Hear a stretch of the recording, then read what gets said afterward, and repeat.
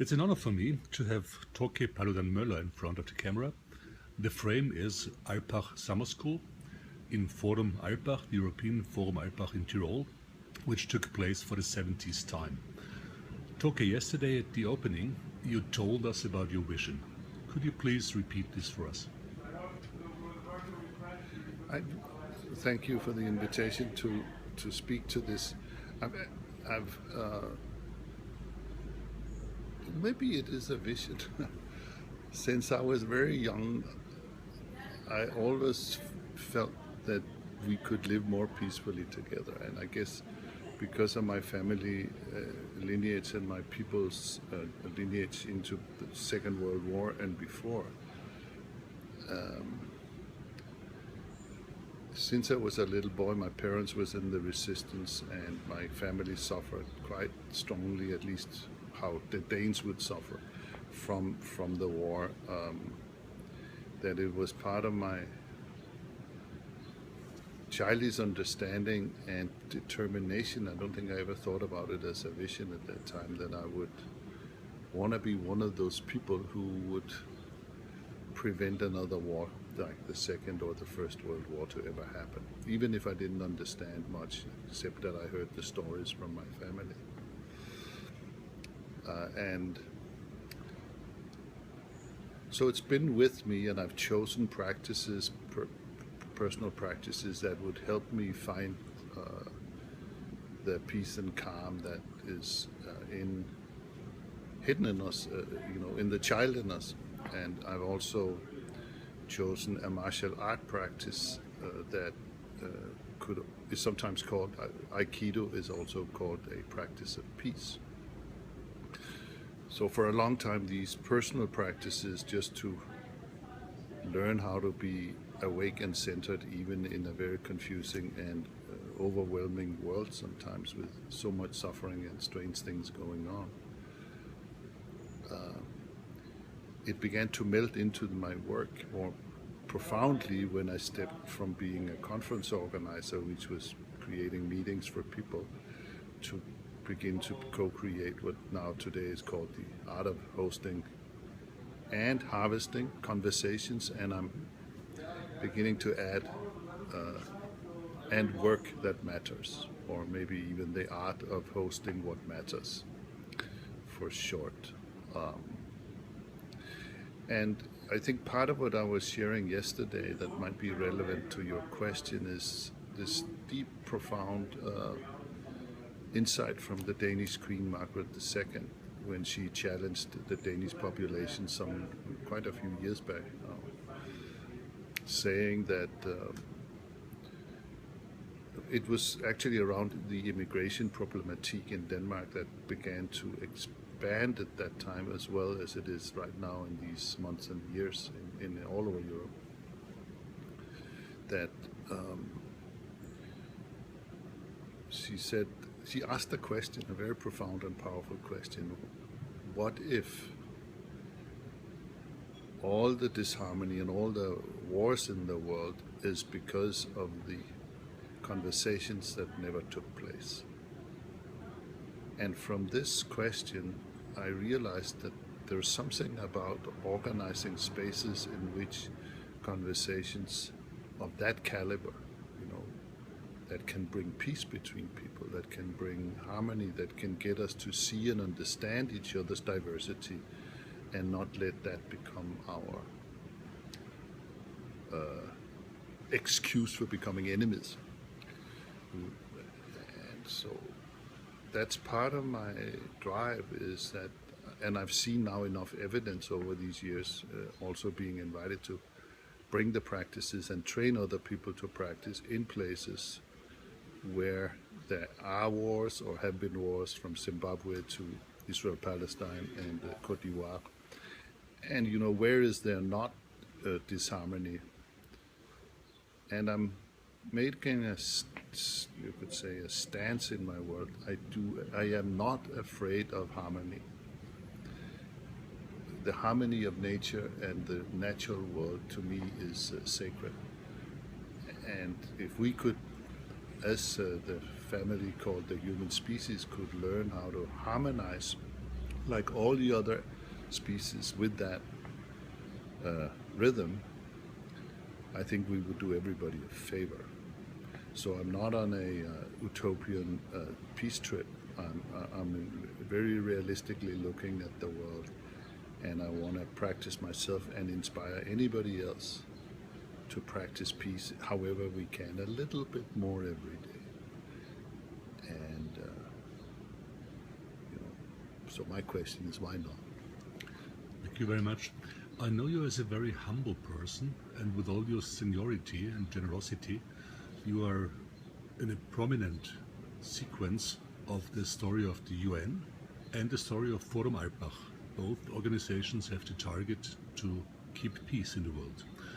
And also, Art of Hosting is growing tremendously fast, which is for me a success story.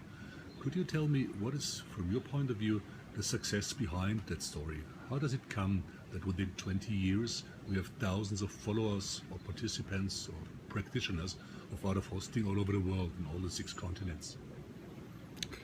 Yeah, so followers, no thank you. Participants, yes. Participation is a good thing if we have been not participating. But to me, I think really practicing being a human being and being human beings together is a, that's a strategic plan. If you want to use that kind of language, that's a good way to go. And I've seen that you can, when we can create those kind of spaces where learning becomes how we are together. Maybe there are 3 things that is the same for all human beings, and the rest is difference.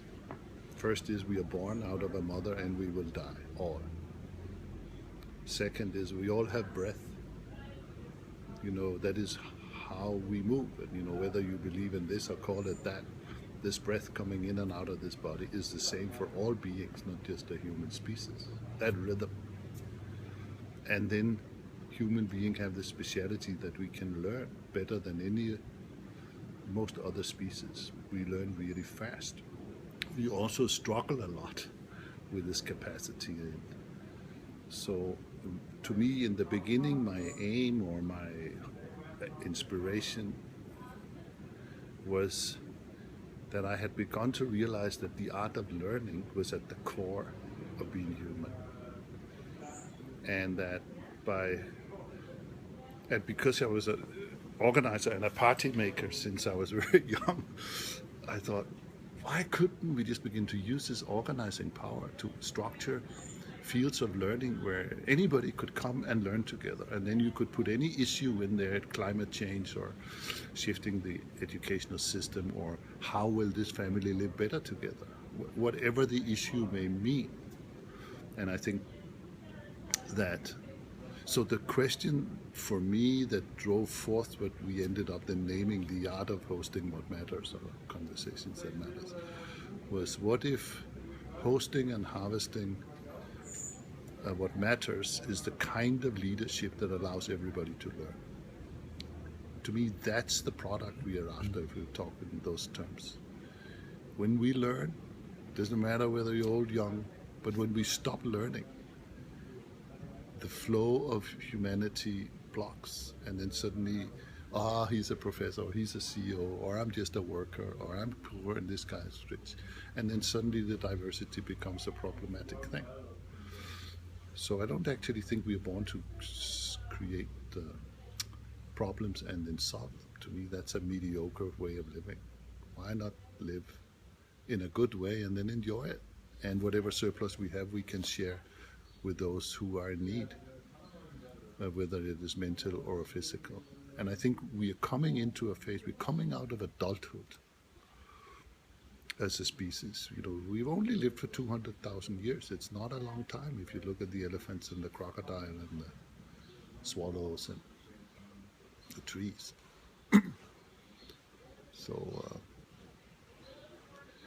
part of the success, at least what I'm to address that part of your question, to me is really this dedication to learning, not dedication to show off, not dedication to earn money, not dedication to be better, but to be helpful. And that, that's to have kindness. What we practice is what we will become. And I think our emphasis on learning, practice, co-creating together, listening, and not wanting to own something that you can't own, or not put too much thinking. This is emerging. Consciousness to me is a beautiful thing. It's always happening in the presence. And within consciousness, feelings and emotions and thinking exist. But consciousness has always been talked about like an ocean. And many spiritual and religious practices are aiming towards that as an unobtainable goal. I find it so accessible if you practice those little things that allows you to be present. And and then maybe the other part of it is that it makes sense to work with what matters. And instead of blaming other people for the problems, we say, okay, here's a problem, let's come together and learn the solution for it, create a space where everybody can be there. And so possibly it could be, or seems to become, one of the contributions to this huge struggle the human species is in. We are, we may not survive. Our time may be over, and I have reconciled myself with this in my heart. I'm not working out of fear. There's a huge love in this heart of ours. And I don't like to name it. I don't like to expect it, but somehow the more I love it, the more there is. It's a beautiful thing. In all fast-growing organizations that I know, we can find, after a phase of enthusiasm, after a pioneer phase, let's call it, the demand of organizational structures. From my humble opinion, out of hosting is a balance between hierarchy, empowerment, emergence, self-responsibility. What do you think about the future of that network organization? Is there some hierarchy needed? Well, it's a question I know concerns many people. I'm actually quite relaxed about it because I've worked in networks all my life, though I've also had hierarchical leadership positions, but I never took them too seriously. Or I would say the 5 years that I did, I realized that was a mistake. But let me try and take another angle to it. If we say that there are 3 forms of organization that has always existed, maybe 4, and a 5th one is growing forth. The first is the circle. Circle is a female form. It's like a midwife. It's the womb. And it exists everywhere. It's part of the organizing principle of the universe. And we can move in circles. And when we sit in circle, if it's held in consciousness and respectfully, it imbues everybody, it empowers everybody. It's not like who's the leader. Everybody is a leader because everybody is heard and and it is expected to contribute. If you want to be a conscious human being, you must contribute. It's not like you can sit and have opinions about what's going on. That's unconscious living, and it's unhealthy. Maybe there's nothing wrong with it, but it's a bit boring. And if we keep perpetuating it, then it has many side effects that we are suffering from now. Then there's the triangle. It's the warrior energy. It's the male energy, and it's there. It's good. It's for protection. It's for action. And in the old days, the warriors were really, really respected because they, before police, before army, before government, they protected the livestock and the elders and the kids and the women from other people who wanted to come and do harm or take away. So those two things are really important, but they have been battling too long. And it's the male chauvinistic paradigm of loving the power and using the power to, not for the common purpose, but for the singular purpose or for a little group, and then stop being, unconscious about the others. So for ages, these two forms has been dancing. And the only time I've seen these really harmonize is when the square is also existing. To me, the square can symbolize the very stable form of eldership. It's the sublimation of warrior and midwife. It's the grandfather, the grandfather energy. Grandfathers will always train the younger generations in the practices of survival and good living. Grandmothers holds the circle and the memory and the story and the caring and the loving of the generations to come. And because of the eldership has sort of dwindled a bit, it's not honored the same way it is used to be as it is in many of the First Nation cultures still. We've sort of, pension, you're too old. Eldership will only arrive when it is invited from the heart by somebody else. You cannot make yourself an elder. Then, your ego gets in there. It's almost like, for me, it's been a reluctant thing because I feel like a little kid. But this thing, so just to end that sort of little form there,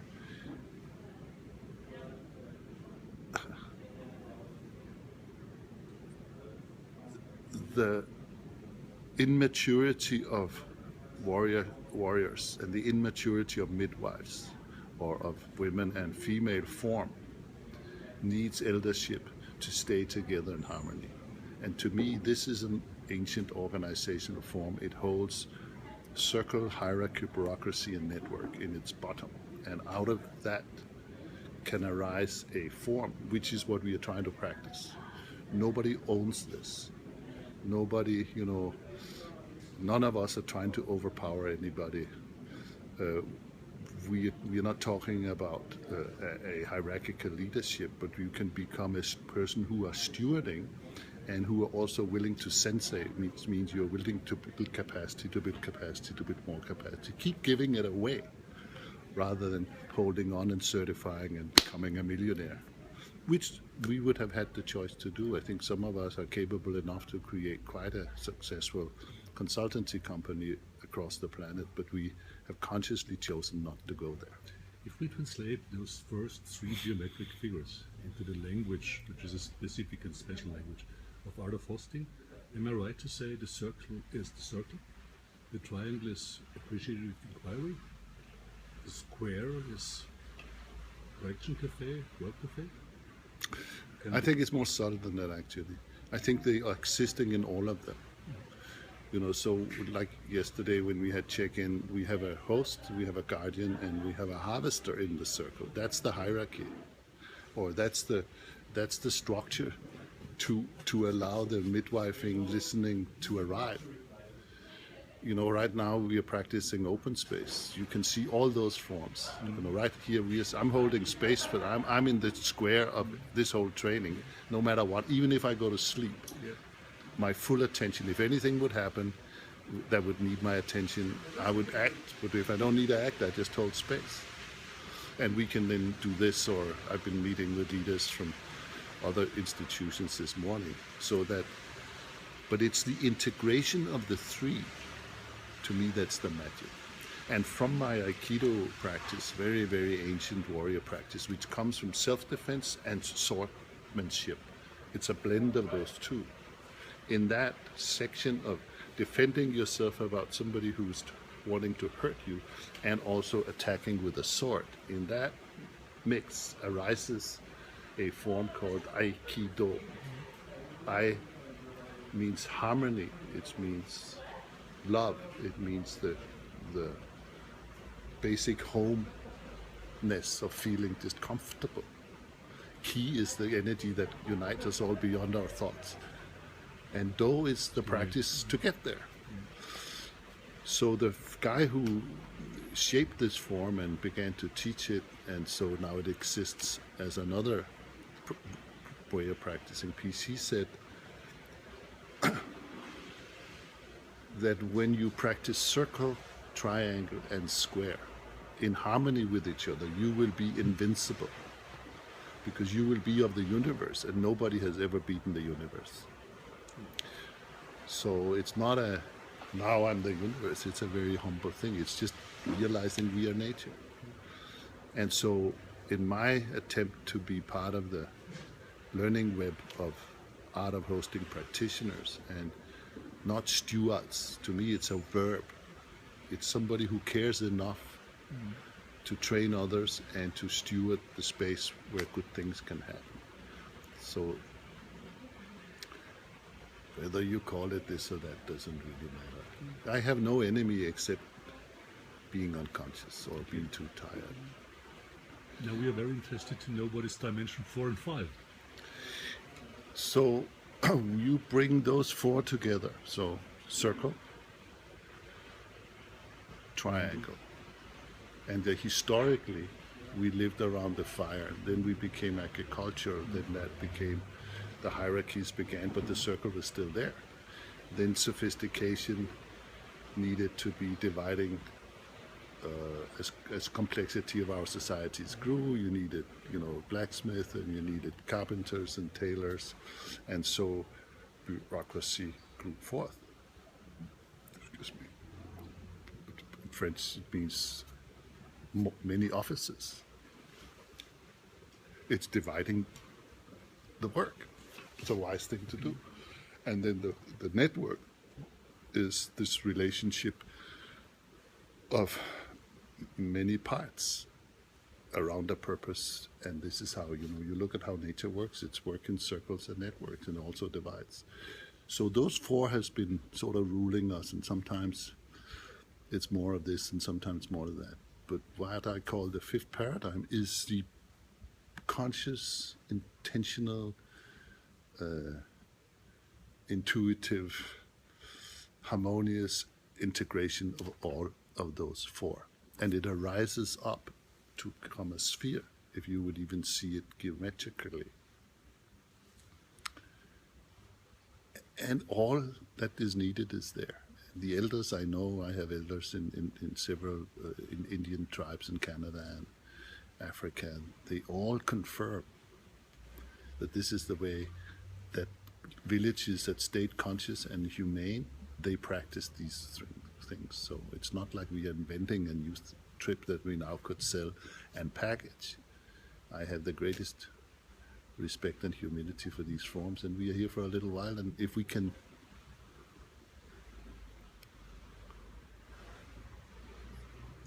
be wise enough to bring this forth. And the crux of it is that only people who practice that can bring it together. And this is why probably it has fallen apart, and why practitioner is not just, now you know how to do, some conversations and harvest them. That's a beautiful thing. That's a gift to any community to have 1 or 2 or 10 or 20 or 200 people who can do that from a pure heart. But if we could become subtle and quiet and conscious and kind enough to learn how to bring that forth into organizational life. And it's beginning to happen. It may take 2 or 3 or 4 or 5 generations. Then I think peace could become not just an individual thing, which is where it has to start. It will not happen from the top. First peace with yourself, then with your family, then with your village, then with your organization, then with the others. And to me, it's been sort of a old hippie shit kind of thing. But those of us who were part of those social innovations at that time we know that was not a small thing. That we are rising up to claim from any generation that we are all equal on this planet, and it's time to live in that with the consciousness of being in one boat. And to me, if whatever these practices and whatever this is called, if that can make that happen, or be contributing with all other things that are many other people are contributing. That would be beautiful.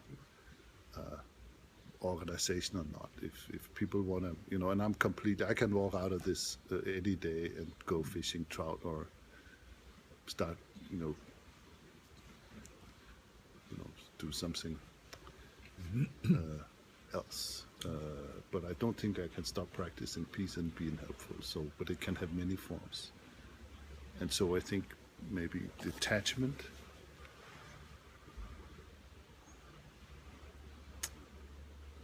is a good thing to practice.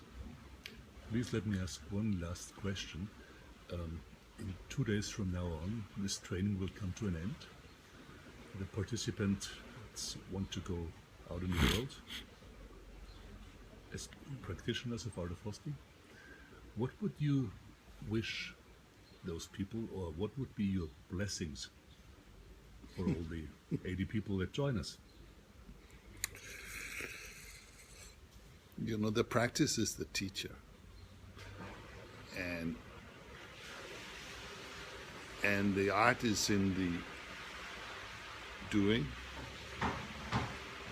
and in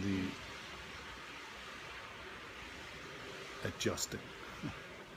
But very important is, who are you when you do this? This is a lot of Otto Schamers and the, you know, people working in that stream. I think the gift of really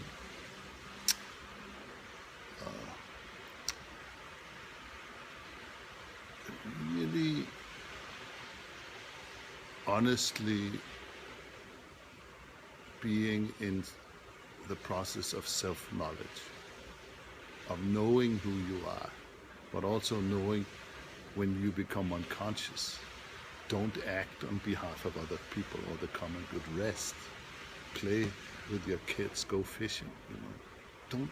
I have made a pledge many years ago that I hadn't planned, but it came up in the mountains, in the Rocky Mountains, and I don't often share it, but I will now. I think to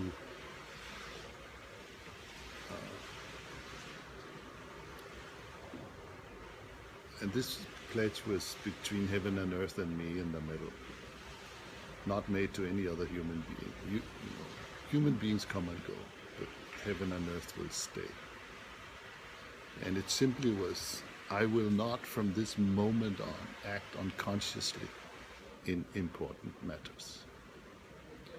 And it has helped me greatly when the temptation comes to begin to act unconsciously or selflessly, or beginning to make decisions when you actually should take a nap or sleep on it for a week or talk with 5 other people about it before you make the decision. So keep practicing, enjoy it, and be helpful and listen to the calls that are coming. Don't try to sell this stuff. There's nothing to sell. People who try that, they end up, it becomes hard. People will find you. And don't work alone. And be detached about it. You know, this is a journey. And I think also to keep remembering that we all know this already. But the difference is, do you know it consciously or do you know it unconsciously? You know, there were some schools, I don't know if people know about this, but there's a beautiful story of the Danish democratic, the second democracy of Denmark after the Vikings. They were pretty democratic, or maybe practiced that triangle or those 3 shapes pretty well. But they're called the foci schools, and the purpose of these schools from the 2 guys who initiated them was adult education for people who had been suppressed under the sovereign kings in Denmark. They wanted to create schools and learning processes that allowed people to become conscious enough that they could make a conscious decision of how they would participate in society. Imagine the focus of education to be that. And so consciousness and being awake in all things is the best. And practice that which allow that to happen for you, because then you can transmit that to other folk. Don't become a missionary. Okay, thank you very much for these most authentic and appreciated ideas. Thank you.